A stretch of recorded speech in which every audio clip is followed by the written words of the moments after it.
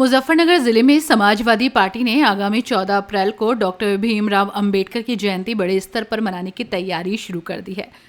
Party इसे सिर्फ एक आयोजन नहीं बल्कि संविधान और सामाजिक न्याय के संदेश को जन जन तक पहुंचाने का अभियान बना रही है। सपा कार्यालय पर मंगलवार को आयोजित मासिक बैठक में जिला अध्यक्ष जिया चौधरी की अध्यक्षता में कार्यकर्ताओं ने रणनीति तय की। बैठक में निर्णय लिया गया कि इस बार अंबेडकर जयंती पर विधानसभा के प्रत्येक सेक्टर स्तर पर कार्यक्रम मनाया जाएगा, जहां कार्यकर्ता संविधान की रक्षा का संकल्प लेंगे और बाबा साहब के विचारों को लोगों तक पहुंचाएंगे। जिला अध्यक्ष जिया चौधरी ने कहा कि पार्टी के राष्ट्रीय अध्यक्ष अखिलेश यादव के निर्देश पर यह कार्यक्रम पूरे जिले में एक अभियान के रूप में चलाया जाएगा। उन्होंने जोर देते हुए कहा कि संगठन की असली ताकत बूथ स्तर पर होती है, इसलिए हर बूथ पर मजबूत टीम खड़ी करना प्राथमिकता है। बैठक में नेताओं ने साफ संकेत दिए हैं कि पार्टी संगठन को जमीनी स्तर पर सक्रिय कर रही है। वरिष्ठ नेताओं ने कार्यकर्ताओं से एकजुट होकर प्रचार प्रसार तेज करने और युवाओं को जोड़ने का आह्वान किया। इस दौरान समाजवादी अल्पसंख्यक सभा के नवनियुक्त प्रदेश सचिव मौलाना मोहम्मद मुस्तफ़ा का स्वागत किया गया। साथ ही जिला मीडिया प्रभारी साजिद हसन के बड़े भाई जिशान अहमद और उनकी भाभी के निधन पर 2 मिनट का मौन रखा गया।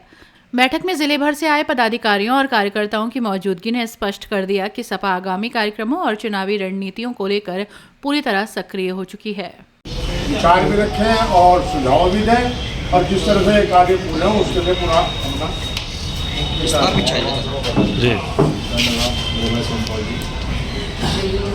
आज ये मासिक बैठक और समीक्षा बैठक में अध्यक्षता कर रहे हमारे बहुत ही कर्मठ जुझारू जिला अध्यक्ष जिया चौधरी साहब और कर्मठ जुझारू महानगर अध्यक्ष भाई गोभी त्यागी जी, महिला विंग की अध्यक्ष हमारी छोटी बहन पूजा अम्बेडकर जी और सभी समाजवादी पार्टी के वरिष्ठ साथी, सभी नेतागण,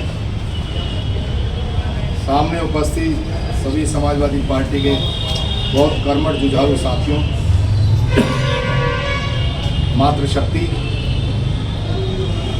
क्योंकि समय बहुत लंबा हो गया है और सभी को वही बात कहनी है जो आप लोगों ने कही, वही मुझे कहनी है। अध्यक्ष जी, आज मासिक मीटिंग थी, क्या चर्चा रही? 14 अप्रैल जैसा आ रही है, उसकी क्या तैयारी है? आज हमारी मासिक मीटिंग भी थी और 14 तारीख का हमारा डॉक्टर भीमराव अंबेडकर जी का प्रोग्राम है। हमारे राष्ट्रीय अध्यक्ष जी के निर्देश पर सभी सेक्टर वाइज पूरे 6 की 6 विधानसभा में मनाया जाएगा और बड़ी धूमधाम के साथ हम बाबा साहब का जन्मदिन मनाने जा रहे हैं।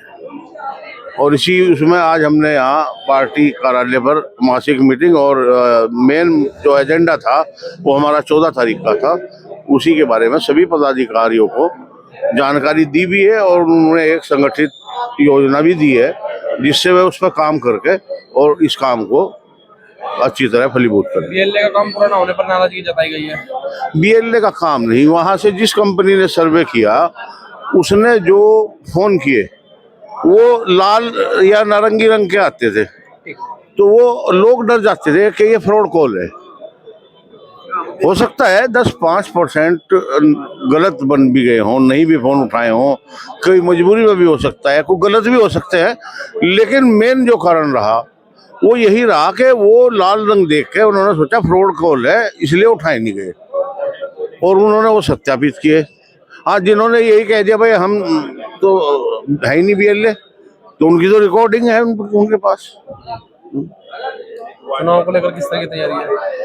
चुनाव को लेकर हर कार्यकर्ता हर बूथ पर मजबूती से अपने अपने जो भी हमारा कैंडिडेट रहेगा, कौन रहेगा वो तो राष्ट्रीय अध्यक्ष जी का मैटर है, लेकिन उन्होंने भी स्पष्ट कर दिया कि किसी भी तरीके से लखनऊ के चक्कर काटने से, शक्ल दिखाने से मैं बिल्कुल भी टिकट नहीं करूंगा, किसी के पैसे से टिकट नहीं करूंगा, किसी के ओहदे से टिकट नहीं करूंगा।